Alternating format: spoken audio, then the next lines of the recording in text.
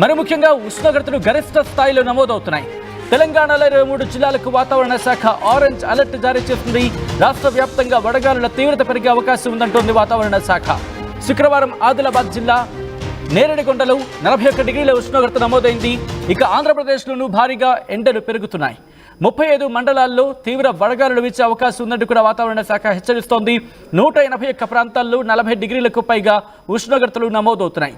ఈ నేపథ్యంలో ఈ 2 రోజులు కాస్త జాగ్రత్తగా ఉండాల్సిన అవసరం కనిపిస్తోంది. మరి ముఖ్యంగా ఇటు 2 తెలుగు రాష్ట్రాలకి భారత వాతావరణ శాఖ హెచ్చరికలు జారీ చేస్తోంది. ఒకటే చెబుతోంది, రాబోయే 2 రోజులు గరిష్ట ఉష్ణోగ్రతల్లో మార్పులకు సంబంధించి మాట్లాడుతోంది. ఆ తర్వాత ఉష్ణోగ్రతలు కాస్త తగ్గుముఖం పట్టే అవకాశం ఉంటుంది. కానీ ప్రస్తుతానికైతే మాత్రం ఉష్ణోగ్రతలు పెరిగే అవకాశం ఉందంటూ కూడా వాతావరణ శాఖ చెబుతోంది. ప్రస్తుతం ఆయా జిల్లాలకు సంబంధించి కూడా వాతావరణ శాఖ రిపోర్ట్ను అందించింది. ఇటు ఆంధ్రప్రదేశ్కి సంబంధించి కూడా వాతావరణ శాఖ అలర్ట్స్ని జారీ చేస్తుంది. ఈ నేపథ్యంలో ఎలా ఉండే అవకాశం ఉంది అనేది ప్రస్తుతం అక్కడ పరిస్థితులకు సంబంధించి మాట్లాడుకున్న సందర్భం. మరి ముఖ్యంగా రాబోయే 2 రోజుల్లో ఉష్ణోగ్రతలు 2 నుంచి 4 డిగ్రీల సెల్సియస్ పెరిగే అవకాశం ఉందంటూ కూడా వాతావరణ శాఖ చెబుతోంది. ఇటు ఆంధ్రప్రదేశ్కి సంబంధించి ఉత్తర కోస్తా ఆంధ్ర అలాగే యానాంలలో 2 నుంచి 4 డిగ్రీల ఉష్ణోగ్రత పెరిగే అవకాశం ఉందంటూ కూడా వాతావరణ శాఖ చెబుతోంది. ఇదే పరిస్థితి దక్షిణ కోస్తా ఆంధ్రతో పాటు రాయలసీమ మీద కూడా ఇంపాక్ట్ ఉంది. 2 రోజుల పాటు ఇటువంటి పరిస్థితి కొనసాగే అవకాశం కనిపిస్తోంది.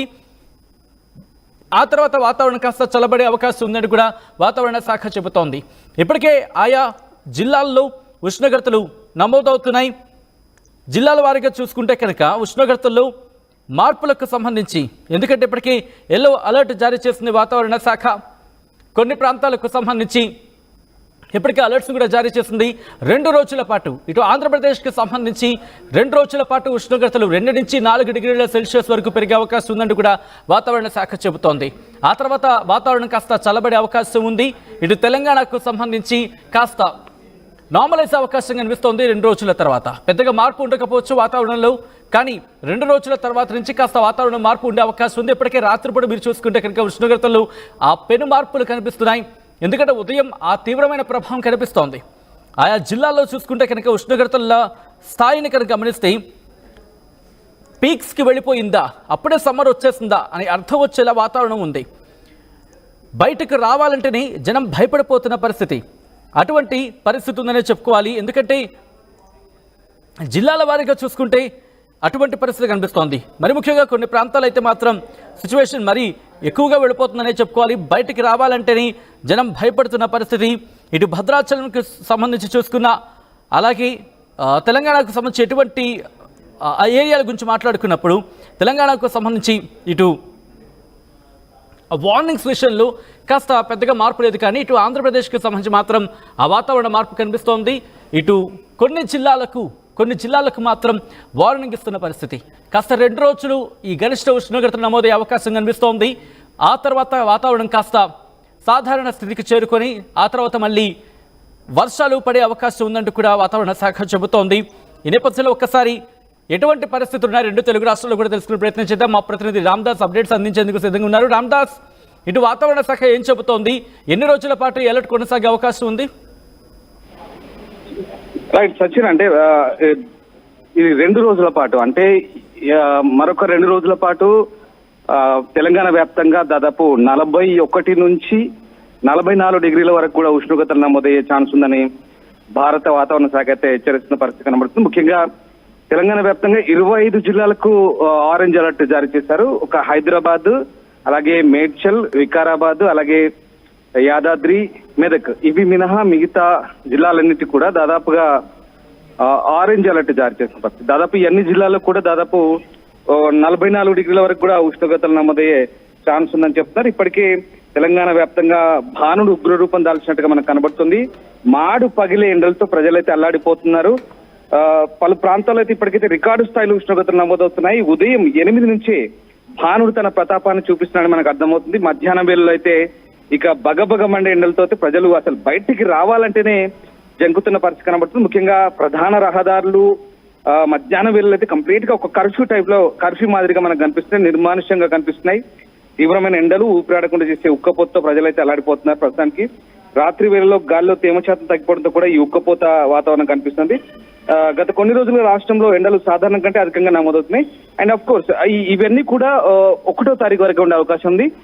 తిరిగి మళ్ళీ 2వ తారీఖు నుంచి ఈ 2 నుంచి 3 డిగ్రీల వరకు కూడా ఉష్ణోగ్రతలు టెంపరేచర్స్ పడిపోయే అవకాశం ఉంది సచిన్. ఎందుకంటే 2వ తారీఖు పలు చోట్ల అంటే ఓ మోస్తరు నుంచి చిరు మోడరేట్ రేంజ్ కురిసే అవకాశం ఉంది.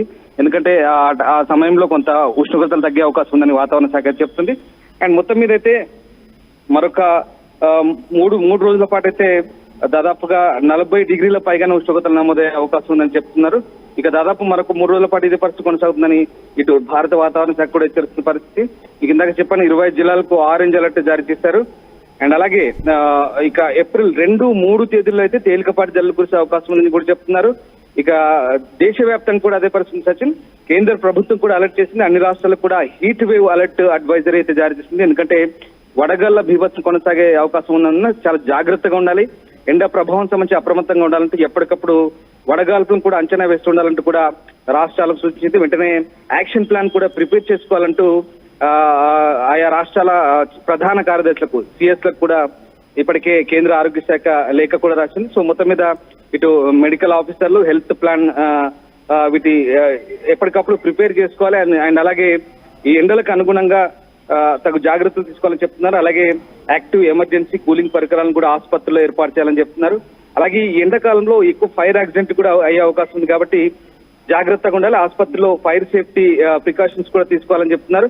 ఓఆర్ఎస్ కావచ్చు, మందులు కావచ్చు, ఫ్లూయిడ్స్ కావచ్చు, అలాగే ఐస్ ప్యాక్స్ కూడా అందుబాటులోకి ఉండాలని చెప్పేసి చెప్తున్నారు. మొత్తం మీద హీట్ స్ట్రోక్ మేనేజ్మెంట్ యూనిట్ కూడా ఏర్పాటు చేసుకోవాలంటూ రాష్ట్ర ప్రభుత్వాలకు సూచిస్తున్న పరిస్థితి సచిన్.